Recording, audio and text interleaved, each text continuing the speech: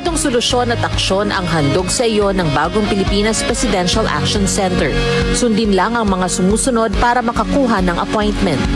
Para sa wala pang eGov.ph app account, panoorin ang video para malaman kung paano gumawa ng account. Kung meron ng account sa eGov.ph app, mag-login dito. Saka hanapin ang online registration tab para sa Bagong Pilipinas Presidential Action Center. Pindutin ito para makita ang available na government services. Piliin ang serbisyo na iyong kailangan mula sa listahan. I-upload ang requirements ng serbisyong kailangan mo. Pumili ng petsa at oras kung kailan nais pumunta sa Bagong Pilipinas Presidential Action Center. I-submit ka ang iyong application at bigyan ng pagkakataon na ma-review ang iyong isinumiting requirements. Hintayin ang QR code para sa kumpirmasyon ng iyong schedule. Makakatanggap ka ng text message para malaman kung naaprubahan ito. Sakaling hindi ito maaprubahan, makakatanggap ka rin ng text message para ipaalam ang kulang na requirements sa kasubukang mag-register ulit.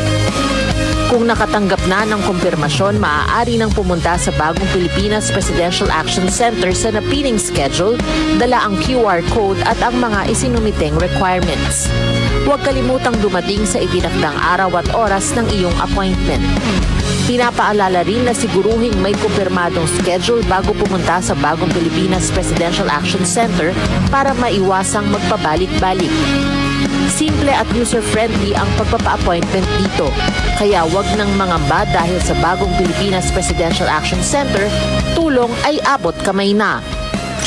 Sa patuloy na pag-aati ng balita at pagbibigay serbisyo publiko, kinilala ng prestiyosong Asia Pacific Broadcasting Plus Awards 2025 ang galing at dedigasyon ng Radyo Pilipinas. Patunay ito ng tapat na paghatid ng serbisyo sa mga Pilipino, maparadyo, TV at maging sa makabagong paraan ng paghahatid ng balita sa mundo ng social media. Sa pangunguna ni Presidential Broadcast Service Director Dindo Amparo, kasama ang lahat ng kawani ng Radyo Pilipinas. Inaalay namin ang pagkilalang ito sa bawat Pilipinong aming pinaglilingkuran. Radyo Pilipinas. Radyo Publiko. Radyo Pilipinas. Radyo Publiko. Radyo Pilipinas. Radyo Publiko.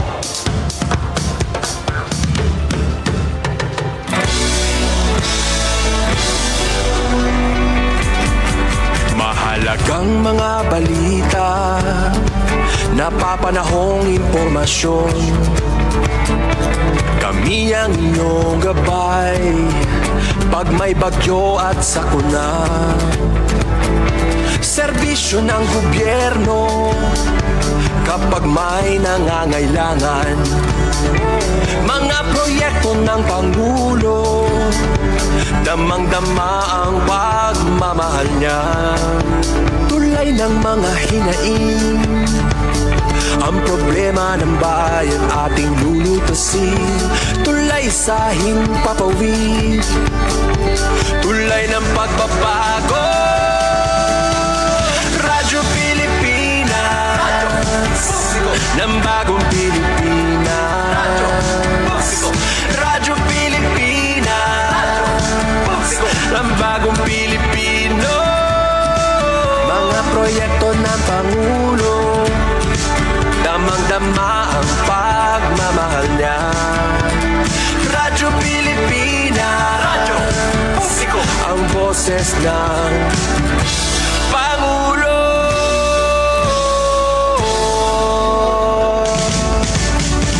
Karamay nyo kami, kahit malayo man kami nakakarating. OFW magsasaka, buhay ay iba't iba, san mang lugar ng bansa natin. Tulay ng mga hinaing, ang problema ng bayan ating lulutasin. Tulay sa himpapawid, tulay ng pagbabago. Radyo Pilipinas, Radyo Publiko, ng bagong Pilipinas. Radyo Publiko. Radyo Pilipinas, Radyo Publiko, ng bagong Bagong Pilipino, mga proyekto ng Pangulo, damang-dama ang pagmamahal niya. Radyo Pilipinas, Radyo Publiko, ang boses ng Pangulo.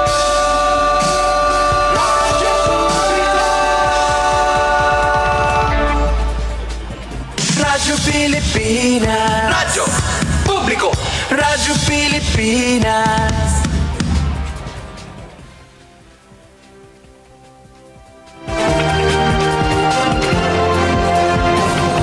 Mopay naman nga kulup sa ingo tanan mga kasanggayan. Alas 4:06 na. Adi na italuwat sa naton programa Billboard Radyo Periodiko. Para yan ang Lausan Martes. It's 12 sa bulan sa Agosto tuig 2025.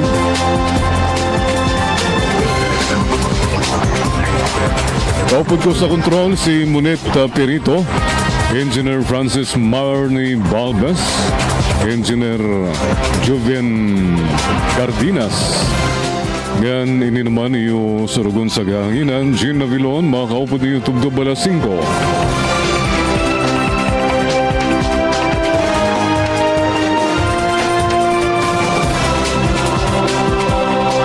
Yan na sa mga raksada sa naton mga balita. Top 15 contractors nga nakakuha sa pinakadamo nga flood control projects igin pagawas ni Pangulo Marcos.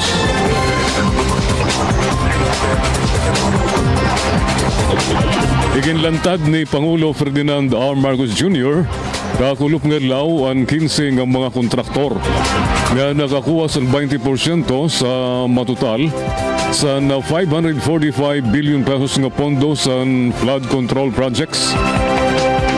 Ini ang usapang nga nakadisturbo nga assessment statistic 20% sa kabugusan nga 545 bilyones pesos nga budget ang hingad tula sa 15 nga mga kontraktor.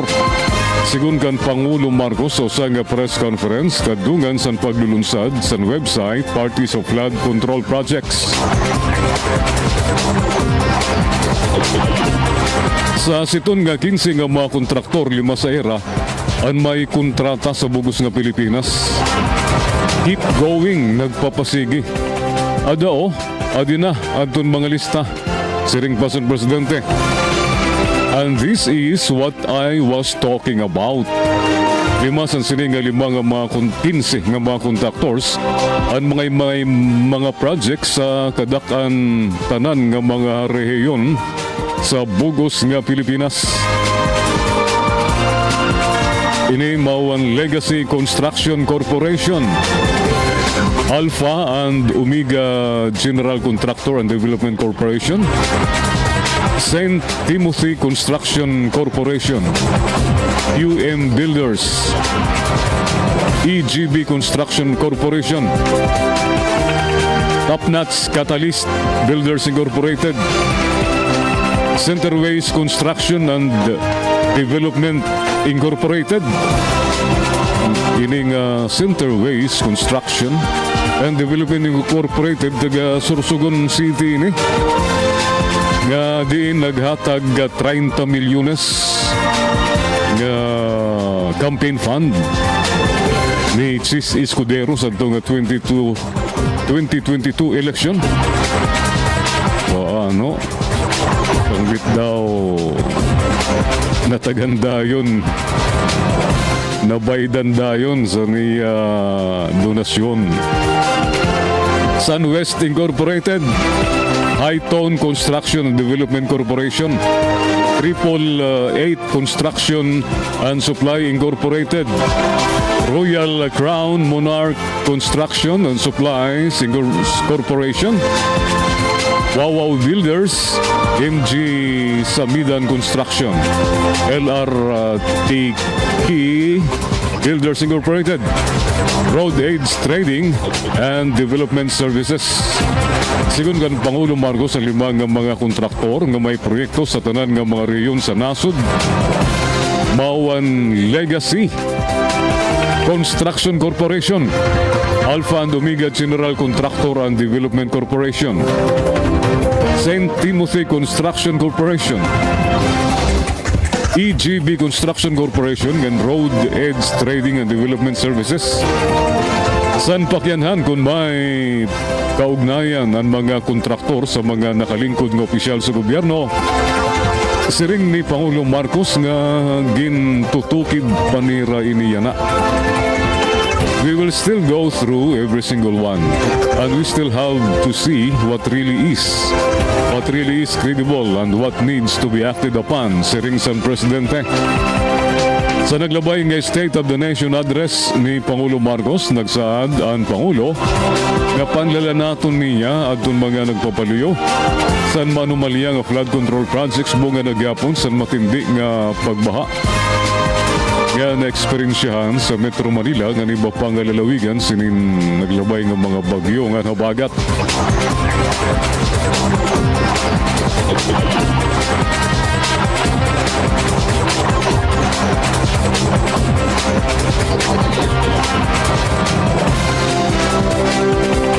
Duhang ang mga barko sa China nga nanggigipit sa barko sa Pilipinas, Philippine Coast Guard. Nagbanggaan sa West Philippine Sea, Yucat. Siguro ang nagbangga nga Chinese Coast Guard, naluluoy na siya sa ininimusan niya nasod sa Philippine Coast Guard. Saglit ba? Akong pagkita ginto yun, pagbangga sa niya kaupod nga China Coast Guard. Ay duwa ini nga naglalanap nga mga dagko nga barko sa China Coast Guard nga sa naton Philippine Coast Guard. Ano sa nagsasaboy sa water cannon sa pagmamakalanap. Okay, maupay yan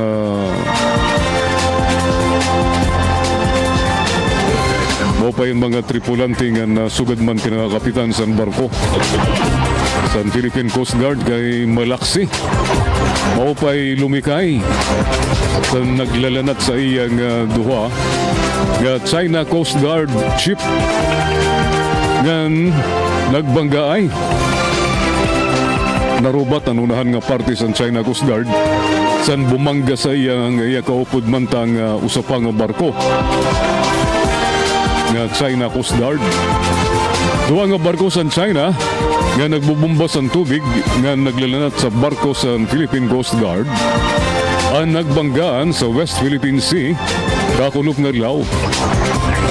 Sa luyos ang ginhimo nga panggigipit sa Philippine Coast Guard, nag-offer pagyapon ang mga tauhan sa aton Philippine Coast Guard sa bulig sa Chinese personnel.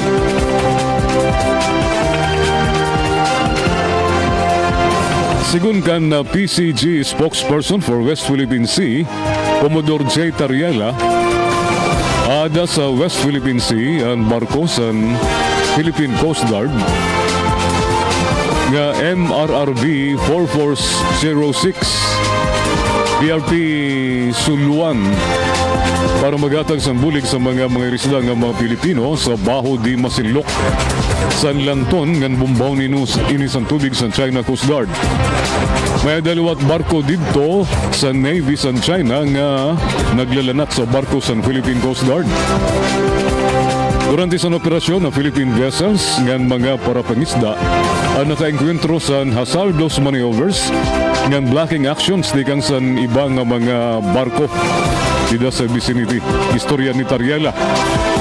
In particular, the MRRV 4406 PRP Suluan ang gintatarget sa water cannon sa sining barko sa China. Kundi ang seamanship skills and Philippine Coast Guard crew members allowed the vessel to successfully evade from getting hit. Upay maglikay sang nitwaray maigo. Sigun kan Tariela, kaupod sa BRP Suluan and BRP Teresa Magbanwa, ng MV Pamamalakaya sa pagpapatupad sa ginatawag nga kadiwa para sa bagong bayaning mangingisda, KBBM. Na inisyatiba para magatag sa bulig sugad sa krudo para sa mga mangisda nga Pinoy sa Baho di Masinloc. Oman ang pumbumbas ang tubig, naghihimo daw sa delikado nga pagmaniubra ng pagbalabag. Ang China Coast Guard Vessel 3104 ng People's Liberation Army Navy, LA Navy Ship 164. Meron duwa nga barko sa China ang nagbanggaay. UCAP. Ang China Coast Guard 3104 na naglalanat sa BRP Suluan sa Calaxy High Speed performed a risky maneuver tigang sa PCG Vessels Starboard Quarter na sanglit na ingat to sa pagbunggo sa usapa People's Liberation Army Navy warships in China sigun kan Tariela. Siring gyapon ni Tariela nga nakabot sa grabe nga perdidas ang China Coast Guard. Following the collision, Philippine Coast Guard gidagmitan nag-offer sa support, nagitna assistance nila sa man overboard recovery and medical and for any injured China Coast Guard crew members siring sa opisyal. Kundi waray daw bumaton ang China Coast Guard crew sa offer nga bulig sa Philippine Coast Guard.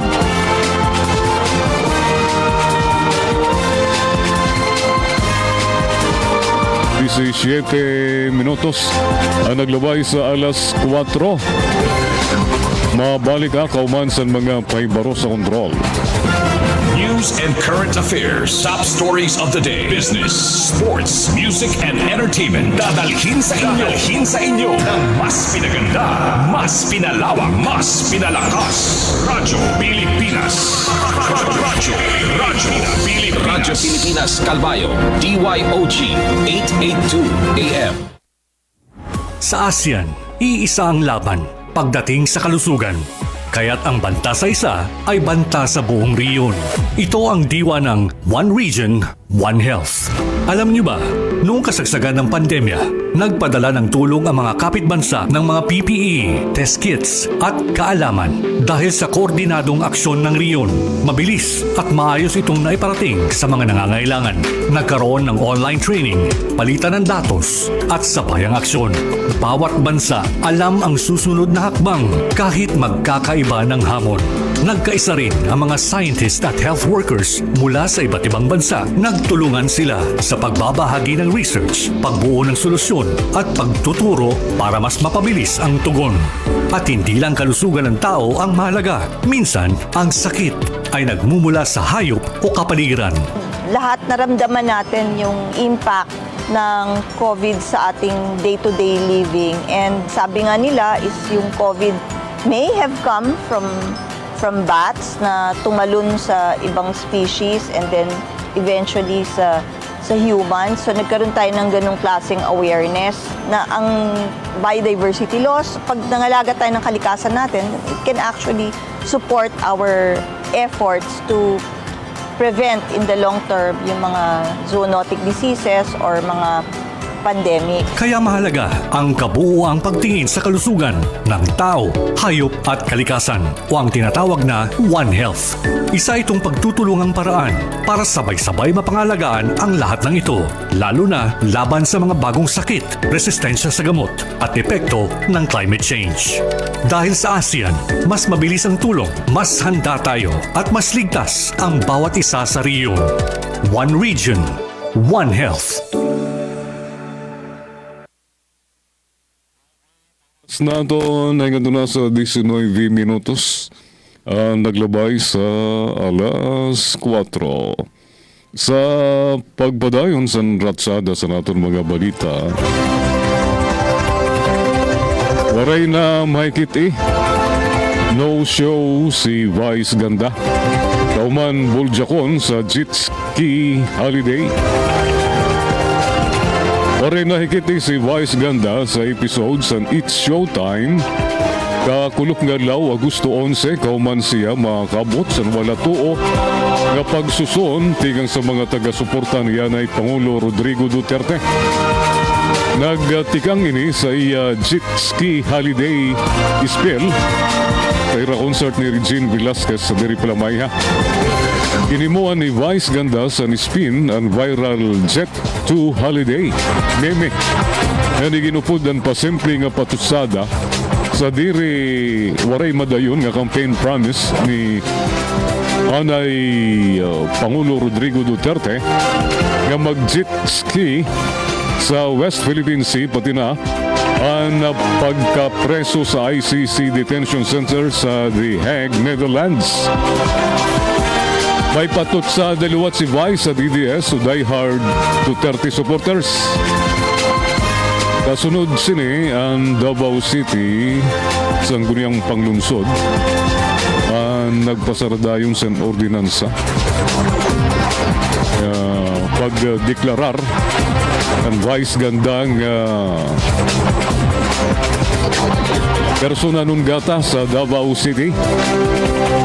Nothing beats a jet ski holiday right now from Manila to the West Philippine Sea via jet ski.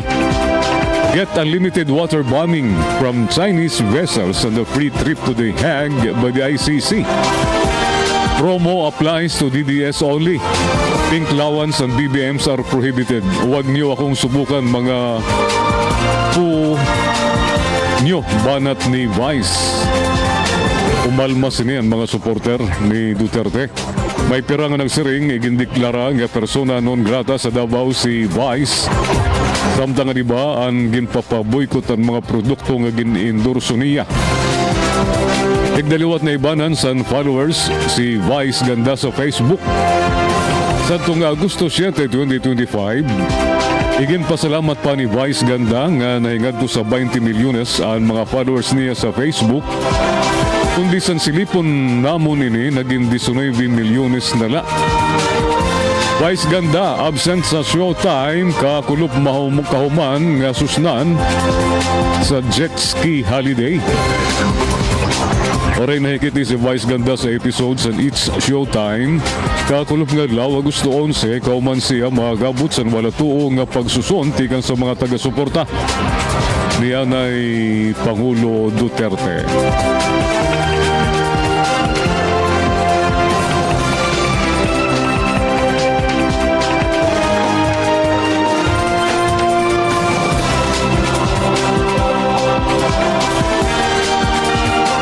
Alright, 23 minutos na naglabay sa alas 4. Ngadi kita sa column ni Boyet Hadulco for the record sa Payagan Abante Tonight.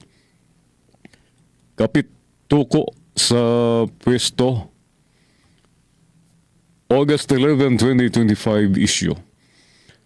Usa sa gidadakuing revelasyon sa naging interview kan Pangulo Ferdinand R. Marcos Jr. sa diri Palamaya, mao ang papiaw niyang pasaringan ang mga opisyal sa gobyerno nga nagsumiter sa courtesy resignation nga diri nila manamok kundi rin naman makabulig sa administrasyon. Baga may mga ginpapatamaan si PBBM sa nasabi nga interview, ngan makalabayan pero kanlao, usa sa mga nawara sa sirkulasyon mao si Special Assistant to the President Anton Lagdameo. Waray na siya hikiti sa mga events nga gintambungan ni Pangulong Marcos, ngan haros waray na liwat ginhimo ang Special Assistant to the President. Kung gimpaimpaki na si Lagdameo sa iya pwesto, tamala ang ginhimo ni PBBM. Kay nano waray mananagot kauman nga maperdi ang alyansa para sa bagong Pilipinas sa Mindanao sa itong Mayo 12 nga midterm elections. Ano pa ang serbi sa mga ginsisiring mga koneksyon sa Mindanao kung waray naman ambag sa administrasyon? Miskin nga ni sa Bangsamoro Autonomous Region in Muslim Mindanao, BARM, nangamote ang mga kandidato sa alyansa miskin kada eleksyon. Dako ang nakukuha nga boto sa mga kandidato sa administrasyon. Mismo si Sultan Kudarat Governor Pax Ali Mangudadato hayagang ginbasol si Lagdameo sa kaperdi sa alyansa sa rehiyon. Damo daw nga mga proyekto ang nabibitin sanglit dismayado ang mga LGU official sa rehiyon. Ginbanggit pa ni Mangudadato nga inspirasyon sa era ang panuyo ni Pangulo Marcos para sa bagong Pilipinas, pero di rin naman daw natutumbasan sa aktual nga proyekto sa rehiyon. Tungod sa pagkaperde sa damo nga mga kandidato sa alyansa, ada sa balag ng alanganin lugod ang mga priority measures sa Administrasyon Marcos tungod sa komposisyon niya na sa Senado. Ang tanan nga nagpalpak sa administrasyon angay may managot o diri nga ni kusang loob nga gumikan mag-resign nala sa ira pwesto. Pero baga may epoksiyada ang lingkuran ni Lagdameo nga diri niya ini mahimo nga bayaan. Padayon luwat niya nga gin-uuwat ang niya kalugaringon tungod kay permian gin paghimos ang events sa Mindanao nga waray naman daw relevant sa gobyerno. Mantakin mo ba naman nga maghimo daw sa event sa Mindanao nga naglabas pa sa kalugaringon niya nga salapi asin humugot sa iya bursa para sa usang event agud ibida nga dara niya ang bulig tigang sa Malacañang. Damo ang nagsisiring nga sang katutak ang sayop ni Pangulo Marcos pero ang pagpatalsik sa mga bigatin nga tao sa Malacañang ano sa pinakatama nga nahimo niya para sa Pilipino. Minsan lang ako makakita ng tuko sa probinsya pero sa mga opisyal sa gobyerno damo ang kapit tuko sa pwesto. Amo to ang kolom ni Boy Tadulco for the record. Kapit tuko sa pwesto sa Abante Tonight, August 11, 2025 issue. 27 minutos ang naglumay sa alas 4 din sa naton na programa Billboard Radyo Periodiko sa kolom ni Sherry Ann Torres. She says, break muna. Sa Abante Tonight, August 10, 2025 issue. Pagod na ako. Diri ba ini adun sikat nga linyahan, yan na sa TikTok, nga may hilngan naton, nga naghuman sa kunano-nano nga pakwilang sayaw, nga gimmick sa netizens. Pero maaram bakam nga sabot nga sa mga katakot-takot nga pakwela, nga nakikita naton sa mga social media platforms, ang realidad na mayorya pagyapon, kasagaran, kadakal lagyapon sa mga Pilipino, ang nakaka-eksperyensya sa grabe nga stress sa ira kinabuhi. Mismo, ang Philippine Mental Health Association ang nagpahayag sa 2024 survey ni nga 7 sa kada 10 ng mga Pilipino o 70% sa mga Pinoy ang matindi ang stress level yan na tungod sa iba-ibang rason. Usaping trabaho, personal nga mga isyu, padayon nga epekto sa COVID pandemic, kapobrihan sa kinabuhi, nga iba pa nga mga rason. Sa ungudla, di rin natin pwede igbaliwara ang stress.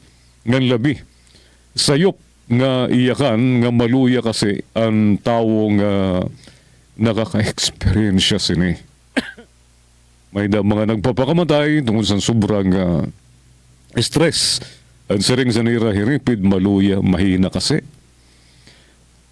Katunayan, ang ginasagdon sa mga life coach ng mental health experts, ang pamatian, intindihon ng suportahan ang mga naagi sa sugad nga sitwasyon. Pero paano kung kita mismo ang nada sa sini nga kamutangan? Ang University of Utah Health, usa nga academic medical center sa Utah, USA, naglabas sa usang artikulo sa Mayo 2023. Parte sa pera nga pwede himuon para mabuligan ang kalugaringon kontra sa stress o sobra nga diri nahimumurko o kabutlaw. Ang pinakamabisa nga panato sa stress Sigun, sa University of Utah Health, mao ang self-care o pagmangno sa kalugaringon nga nini ang pira sa mga maupay himuon. Batasanon nga maglakat-lakat para makalanghap sa presko nga hangin para maibanan ang tensyon nga mag-upay-upay ang mood. Kumaon sa mga pagkaon nga nakaiban sa stress sugad sa salmon, okra, spinach o diringan ni dark chocolates, patatas nga orange. Nakaka-distress liwat magluto danay sa paborito mga pagkaon. Ipahuway ani mo pinsar nga mag-reflect sa mga mag-upay nga parte sa nimo kinabuhi. Makipagkita sa mga paryentes o mga sangkay para ma-renew ang positive energy nga utro sumigla ang pagtapod sa kalugaringon. Mag-take break labi na sa social media, pagbabasa sa news feed ng mga impormasyon nga nagdadara sa negative energy nga na mga problema paggabaraka. Saringani di ba, antes ni ba, ikaw anay ang dapat maghigugma sa imo kalugaringon. Sanglit break muna. Amad to ang column ni Sherry Ann Torres. She says, break muna. Abante tonight, August 10, 2025 issue. 32 minutos naglabag sa alas 4. Mabalik ako man sa mga pahibaro sa kontrol. News and current affairs. Top stories of the day. Business, sports, music, and entertainment. Dadalhin sa inyo ng mas pinaganda, mas pinalawak, mas pinalakas. Radyo Pilipinas. Radyo Pilipinas Kalbayo. DYOG 882 AM. Hindi na lang sa sariling bayan ay papamalas ang talento ng Pilipino. Dahil sa ASEAN, umaabot na sa iba't ibang panig ng rehiyon ang sining natin, kinikilala, pinapakinggan at hinahangaan. Alam mo ba, mas marami na ang Filipino artist na naipapakita ang kanilang obra sa buong Southeast Asia dahil sa ASEAN. I can't wait for ASEAN to create more programs that will encourage collaboration. I think what would be nice is meeting the past participants. ASEAN would be open to residencies, not just for artists, but also to writers, to art critics, to curators, to other cultural workers. Sa ASEAN Artist Residency Program, ilang Pilipino na ang napiling lumikha ng sining sa Jakarta, Indonesia. At ang kanilang likha, bahagi na ngayon ng permanent collection ng ASEAN Gallery. Mayroon ding Connect ASEAN, isang art exchange program na gumagamit ng online at on-site exhibits sa mga palabas sa Manila, Jakarta at Busan. Tampok ang mga likha ng Filipino artist sa harap ng libu-libong manonood. At nitong 2024, tampok rin ang galing ng mga Filipino graphic artist sa ASEAN Graphic Arts Exhibition sa Vietnam, kasama ang higit 150 likha mula sa buong ASEAN. Pero higit pa sa pagpapamalas ng husay sa sining ang layunin ng ASEAN. Sa pamamagitan nito, nabubuo ang palitan ng kultura at ideya sa pagitan ng mga artist mula sa iba't ibang bansa. Mula rito'y sumisibol ang koneksyon, pagkakaibigan at mga obrang mas makabago, mas makulay at mas makahulugan. Dahil sa ASEAN, ang sining ng Pilipino ay hindi na lang para sa lokal na eksena. Ngayon, may entabladong regional, mas malawak, mas makulay, at mas kinikilala. Alright, oras naton, 34 minutos naglabay sa alas 4. Sa kolom ni Ray Marfil, spy on the job sa Payagan Abante, una sa balita, August 12, 2025 issue. Sino ang bida at sino ang kontrabida?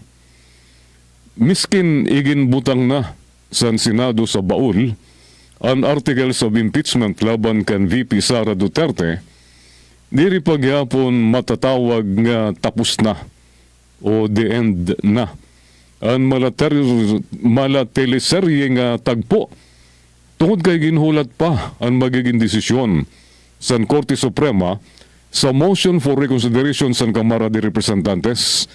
Ang pakiana sa pera naton ng mga igasi Pinoy magkamay-ada-ada sang twist sa istorya.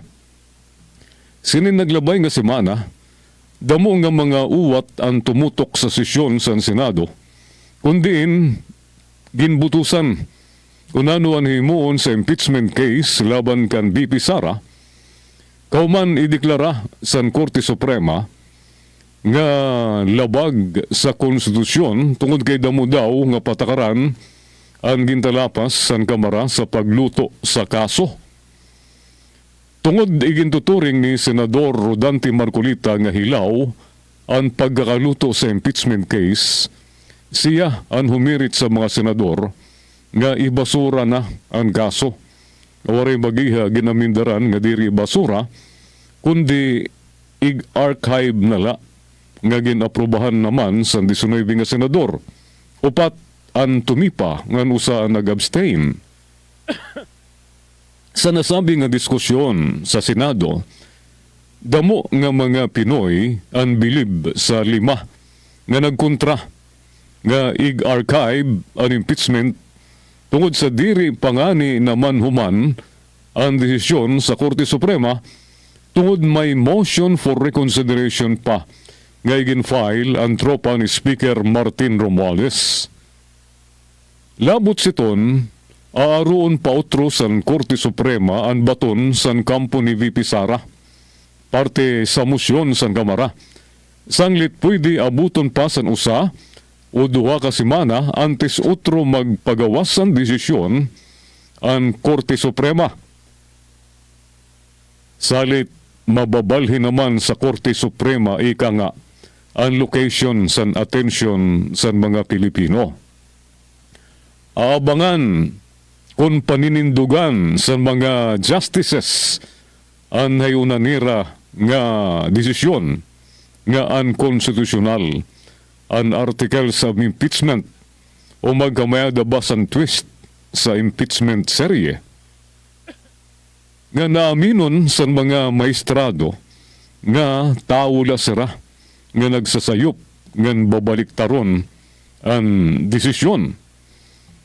Sa nasabi nga diskusyon sa mga senador sa pag-archives sa articles of impeachment, damo nga mga Pinoy ang bilib kan Tito Sen Soto nga leader yana sa minorya.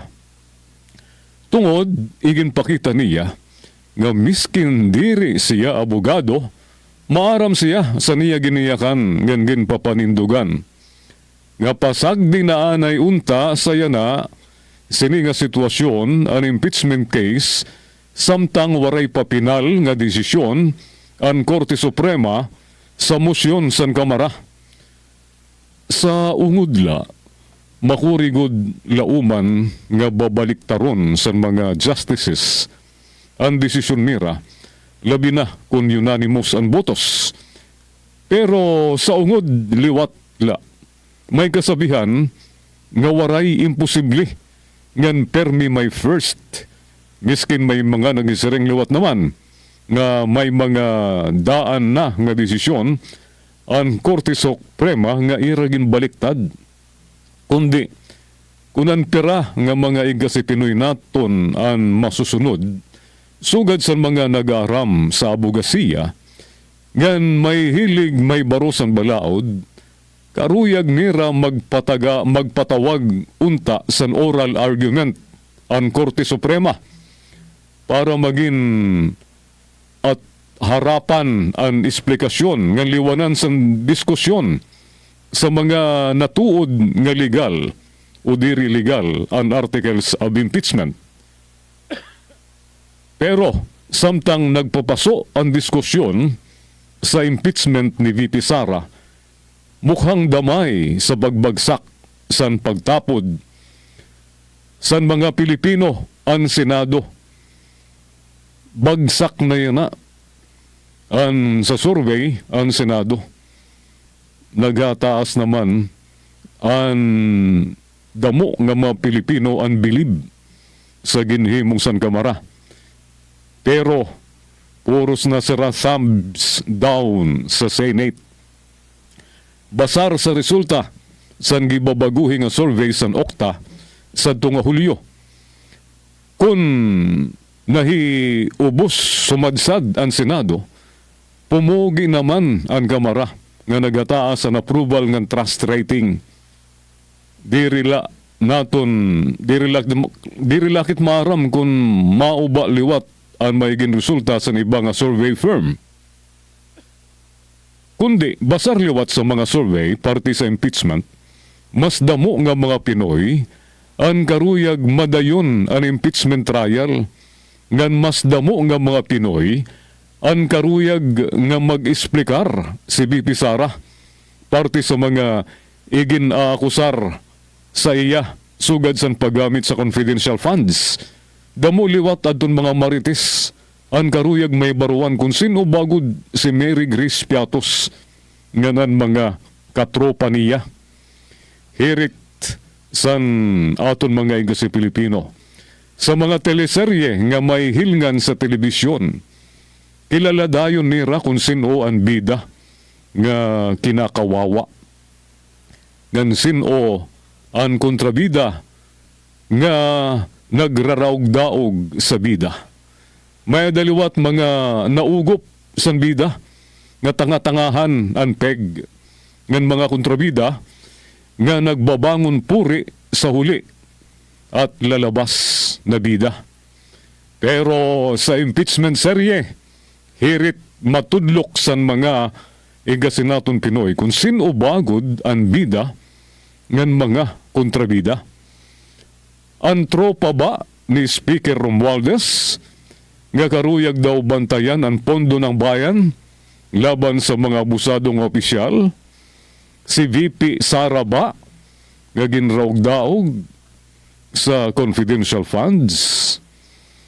Ang mga senador ba nga karuyag daw sundon ang balaod nga nadiri paggamit sa politika sa iba? O ang mga maestrado justices sa Korte Suprema nga bantay san kaayusan sa pagpapatupad san balaod?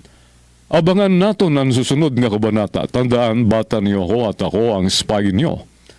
Amaduan na column ni Ray Marfil, spy on the job. Sino ang bida at sino ang kontrabida? Sa Abante Una sa Balita, August 12, 2025 issue. Sa interview sa Bilyonaryo channel nga kan Senador Tito Soto, mas sering niya nga sa oras nga ni nga maulag yapon ng desisyon, sa oras nga magpagawas ang tinal nga desisyon ng Korte Suprema, nga maulag yapon ang desisyon nga illegal ang proseso sa impeachment kan VP Sara. Maruruyag na dawla. Sadto na diri si Tito Sen Soto sa charter change. Iya daw ikakampanya kung diri baliktaron sa Korte Suprema ang desisyon sa impeachment, magkakampanya daw siya para sa charter change. Ay waray ma-impeach na ng mga kurakot sa gobyerno sa siningang patakaran sa Korte Suprema. Ngayon sa Senado. Damo sini ang mga Pilipino sa sobrang kasinahon sa ginhimo yan sa Senado. Nga pag tamak-tamak sa paniguro sa ginhimo sa Kamara, maaram naman kamo nga kadamo-damo sa dun bumutos, sobra 200 kada congressman sa kada distrito politikal, kada mas damo ura-ura ini sira.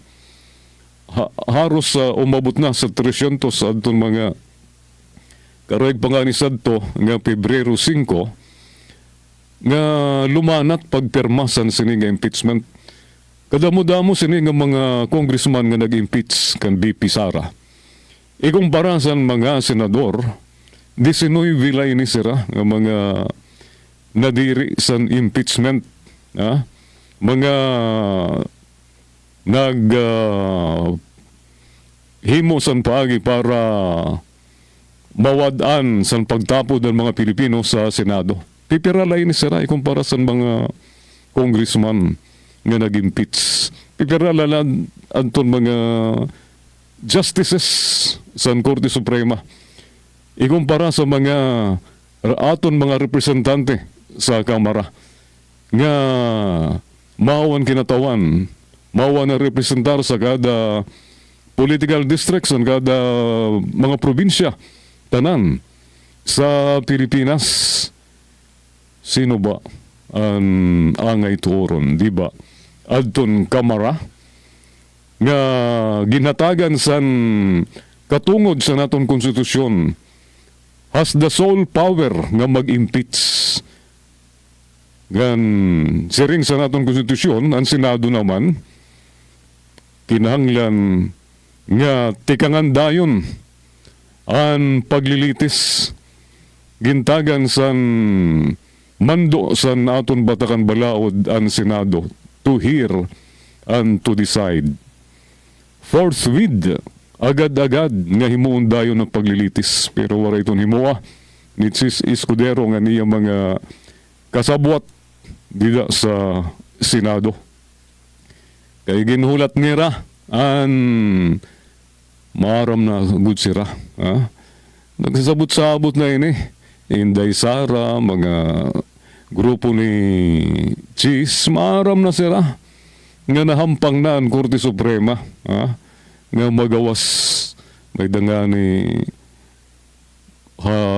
rumamay kamambang sige ang babaha sa Metro Manila.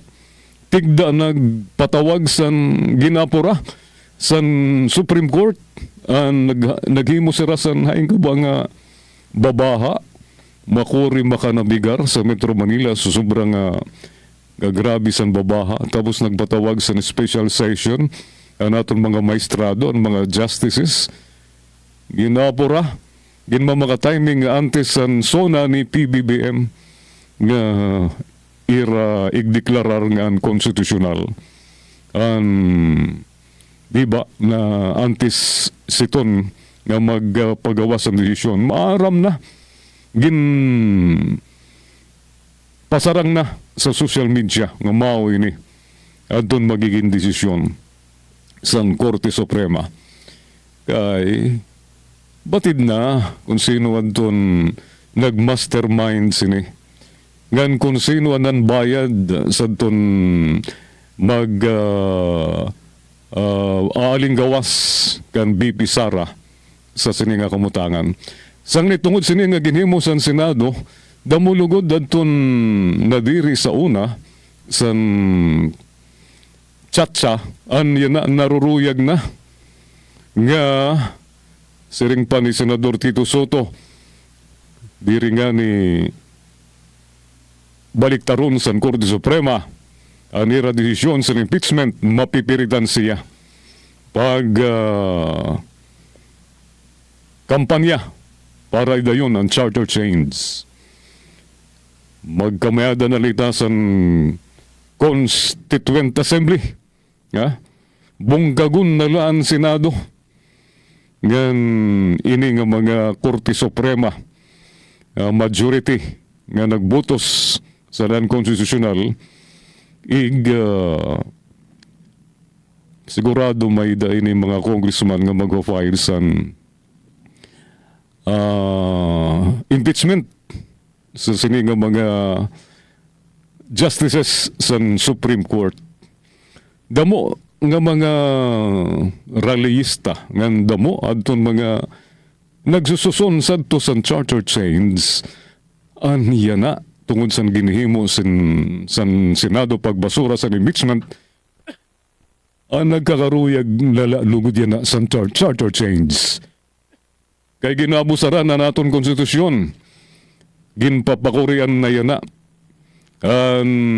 Mga buyod ang paminsar nga igimpits sa nga nangurakot sa gobyerno tungod sa sini nga bago nga mga patakaran yan na sa Korte Suprema.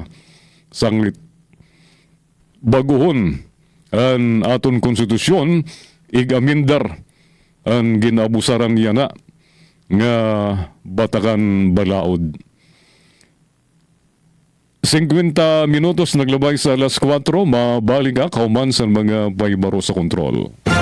News and current affairs. Top stories of the day. Business, sports, music, and entertainment. Dadalhin sa inyo ng mas pinaganda, mas pinalawak, mas pinalakas. Radyo Pilipinas. Radyo Pilipinas Kalbayo. DYOG 882 AM. Akala ko dati, sobrang mahal ng tablets. Pero dahil sa ASEAN, halos zero na ang buwis sa tech imports. Kaya mas affordable na sa mga tulad kong estudyante. Sa digitized custom system ng ASEAN, mas mabilis dumating ang mga learning gadgets. Mas konti ang delay, mas marami ang matututunan. Mas madali na mag-source ng parts at accessories ngayon. Dahil sa trade agreements ng ASEAN, mas mabilis ang cross-border shipping at mas mura ang gastos. Dahil sa mas malawak na internet sa ASEAN, kahit sa probinsya nakakabili na kami ng tech online. At maraming ASEAN-made products na good quality. Abot kaya pa. ASEAN supports local innovation. Meron tayong mga hubs na tumutulong sa mga inventors at startups gaya ko para protektahan ang ideas at gawing negosyo. Hindi ako techie, pero ngayon marunong na ako magbayad at tumanggap ng QR gamit ang phone. Dahil sa ASEAN, mas accessible ang technology kahit sa maliliit na negosyo. Dahil sa digital trade provisions ng ASEAN, mas maraming tech brands online. Nakaka-order ako ng gadgets at accessories na dati ay imported lang. Ngayon, mas mura at legal. Dahil sa ASEAN, mas abot kaya ang tech, mas mabilis ang access, at mas maraming oportunidad para sa lahat. Innovation across borders para sa bawat Pilipino. Alright. 8 minutos antes ng alas 5 sa editorial sa Payagan. Filipino Star ngayon, yan na nga adlaw, Agosto 12. Karahasan sa eskwelahan. Kung nainundom ka mo sa nga maestro, dito sa Lanao, sa Mindanao, ginpusil sa iya ginbagsak nga estudyante. Ngan usa nga lalaki nga ginbrikan sa iya yagid. Karuyag nagsunod-sunod sa classroom san nakigbulag sa iya nga anay girlfriend. Di rin papansin ginpusil sa lalaki ang iya ex-girlfriend. Kauman nagunay san kalugaringon.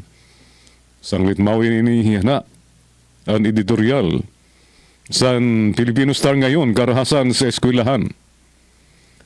Ang kaluwagan sa school authorities sa mga nasunod nga estudyante, ang pwede mawang tinikangan sanglit may mga nahitatabo nga panmatay sa sulod mismo sa eskwelahan.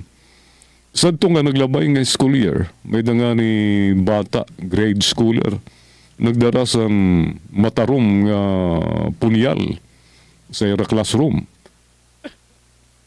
Tungod sa nanbubuli sa iyang mga classmate nga iyang ginbulsan. Tungod diri na nagamyada sa pagrikisa sa mga daradara. Gamit nga bag sa mga estudyante, may nakakasulod sa pusil ngan punyal. Ini ang ginagamit para may sakatuparan ng krimen. Kung magamyada sa panhigpit, kung mag-istrikto, pwede may banan. O waray na may tadabo nga karumal-dumal sa sulod sa eskwelahan. Pero kasagaran sa mga public schools, waray mga security guard. Bantay man, civilian la, di rin nagkakapkap sa darang bag sa mga estudyante. Sa naitabo nga panmusil sa 18 anyos nga estudyante, sa iya anay girlfriend sa Santa Rosa, Nueva Ecija sa Tunghavives, Agosto 7, nakagigimbal. Ang biktima, ang usang nga 15 anyos nga estudyante, nga waray kaluoy nga pinanmusil nga niya naada sa kritikal nga kamutangan. Sigon sa mga pulis, ang suspect, kauman pusilon ang iya ex-girlfriend, ang nagpusil naman sa iya kalugaringon. Sa uring nga report na matay na daw ang suspect. Naitabo ang panmusil sa usa nga panpubliko nga eskwelahan sa Santa Rosa, Sigun sa kapulisan nga banda alas 10 na aga sa namabot nga nakasulod sa eskwelahan ang suspek. Kumadto daw ini sa classroom sa biktima nga ginagda nga hampangon. Pero tigda na laging pusil sa suspek ng daragita gamit ang kalibre 22 nga pusil. Palaisipan pagyapon tubdob yara kung sino ang nagtatagiya sa pusil nga gingamit. Nganda ko nga pakyana kung panano ini naisulod sa eskwelahan nga diri man la ginrikisa sa mga nagbabantay sa gate. Maom na bago din kaluwag sa mga eskwelahan.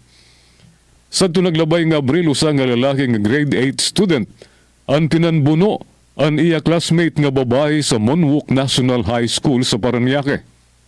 Sigun sa kapulisan, pinanbuno sa lalaki ang classmate niya nga babae tungod kay damo kabeses na siya nga ginbubuli sini.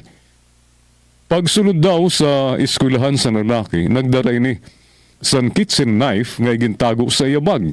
San magreses, ginapikihan daw sa lalaki ang babae, ngan tigda ini pinanbuno sa damo ka beses. Namatay dayon ang babae, ngan waray na umabot sa ospital. Kaurusahon kung panano nakadarasan patalim ang kitchen knife ang estudyante. Nakalampas sa gwardya sa eskwelahan, sa naglabay nga Abril pagyapon duwa ka estudyante sa Rizal High School. Ang ginbuno ang ira classmate, makalabay magrambulan. Naipuslit liwat ang patalim sanglit na naitabo ang panbuno. Sugad na bagod talaga kaluwag sa mga public school. Mautro ang karahasan sa eskwelahan, tubdub diri na gamada san hingpit nga pag-istrikto sa mga nasulod nga estudyante. Tingali sa masunod, diri la pusil ngan patalim, ang may sulod kundi bomba na nga sadang para pabuton ang eskwelahan. Ayaw naton hulata nga may tabo ini. Amaton editorial sa Payagan Pilipino Star ngayon, yan ang adlaw. Nga di naman kita sa kolom ni Jarius Bundok, ayaw niyo haliputa ang Kito 12 ngan kolehiyo. May mga kongresista, senador nga plano bulkason tanggalon ang kindergarten to grade 12. Kito 12. Ibalik nala daw sa 10 anyos nga basic education. Nga himuon nga 3 anyos nala ang college imbis nga 4 anyos o 5 katuig. Dako ini nga kahibangan. Ig-research untanira ang mga help wanted classified ads antes mag K-12 ang Pilipinas sa tunga 2012. Makikita nila nga kinanglan nakatungtong sa second year college para mag-clerk o junior salesman. Iton, ang tungod 12 anyos ang grade 1 tubtub second year college. Pamantayan sa bugos nga kalibutan sadto 12 anyos nga basic education. Nagsuga ang Pilipinas sa K-12 sadto la nga 2012. Waray matagi san sadang nga pondo ngan panahon ang K-12. Kulang sa textbooks ngan instructional materials. Pabago-bago ang curriculum. Masamok ang pagpatupad san inang wika bilang medium of instruction sa grade 3. Ginibanan pa san mga magbaralaod ang budget sa edukasyon. Nahibalhin sa public works para may kickback. Sanglit maski naka-recruit ang DepEd sa 16,000 nga bago nga magturot do para sa school year 2025-2026. Kulang lagi hapon sa 30,000. Kulang liwat sa 165,000 nga mga classrooms. Abuton sa 55 anyos para may tindog tanan iton, siring ni DepEd Secretary Sani Angara. Ibuhos ang dako nga parte sa salapi sa nasod sa edukasyon. Sugo iton sa konstitusyon kung himuon sa mga kaganakan tanan para sa anak, sugad man angay ang trato sa gobyerno sa kabataan. Ada panahon na sa artificial intelligence ng space travel ang kalibutan. Angay ig-train ang kabataan sa high technology. Kung haliputon ang basic ng college education, di rin nakadungan sa ibang nasod ang kabataang Pilipino. Magpapabilin sila nga bulok sa math, sciences ng reading comprehension.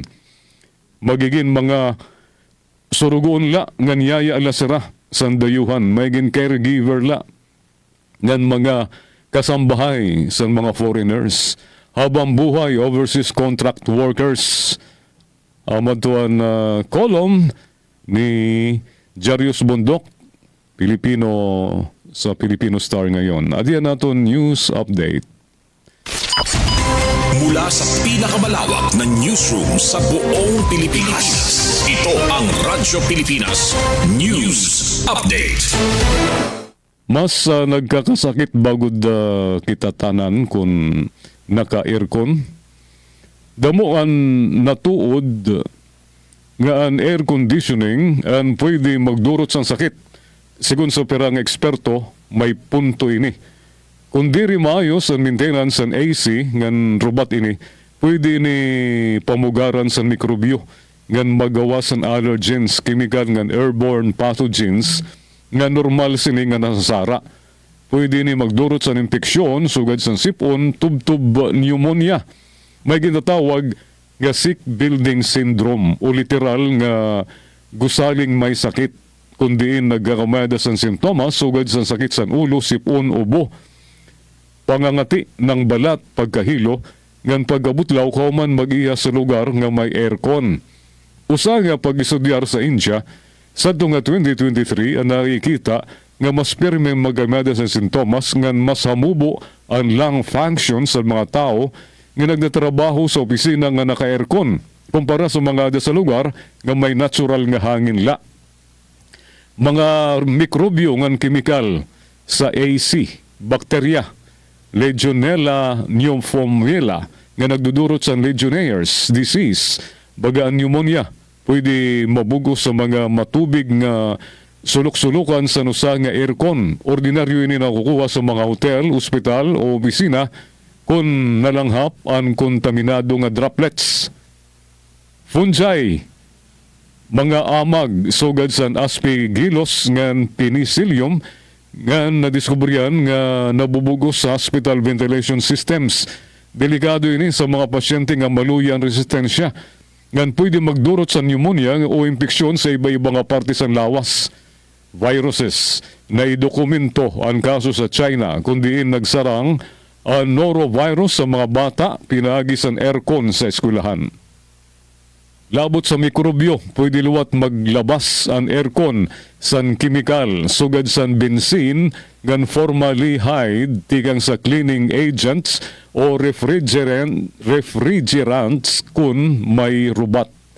Ginbabago san AC ang humidity. Sanglit nagiging mas mamara ang hangin sa sulod. Kung mamara ang irong ngan lalamunan, nagluluya ang natural nga depensa sa lawas kontra sa mikrobyo. Sanglit sagdon sa mga eksperto, ang maayos nga maintenance ng regular nga paglilimpyo sa AC ang nakakabulig dirila para likay sakit kundi para may banan liwat ang nagsarang sa airborne viruses ungay ang COVID. Sa iba pa naton nga balita, post ni Mon Tulfo sa overcharging ginsusnan sa mga overcharging igin susnan sa mga doktor. Madigon nga ginundinar sa mga health advocates and medical associations ang usa nga viral post ni broadcaster Ramon Tulfo nga kuno nagrurubat sa usa nga surgeon nga nagakusar sa sobrang nga sukot sa usa nga kablas nga pasyente. Akusasyon nga tawag ni sayop nga wari basaran. Sa pahayag sa Philippine Medical Association, sa Domingo San Gabi Agosto 10 gumawa sa investigasyon nga mas hamubo ang ungod nga professional fees ng doktor kaysa sa ginisiring nga 85,000 sa post ni Tulfo. Sigun kan PMA President Hector Santos, kauman ang pagrampang sa doktor ng pasyente 45,000 la ang sukot dugang sa asosasyon ang professional fee ang nag-iba. Depende sa kakurian ng klase sa serbisyo nga iginhatag. Ang mato ato news update, Jean Navilon, iutag notisya. Mula sa pinakamalawak na newsroom sa buong Pilipinas, ito ang Radyo Pilipinas News Update.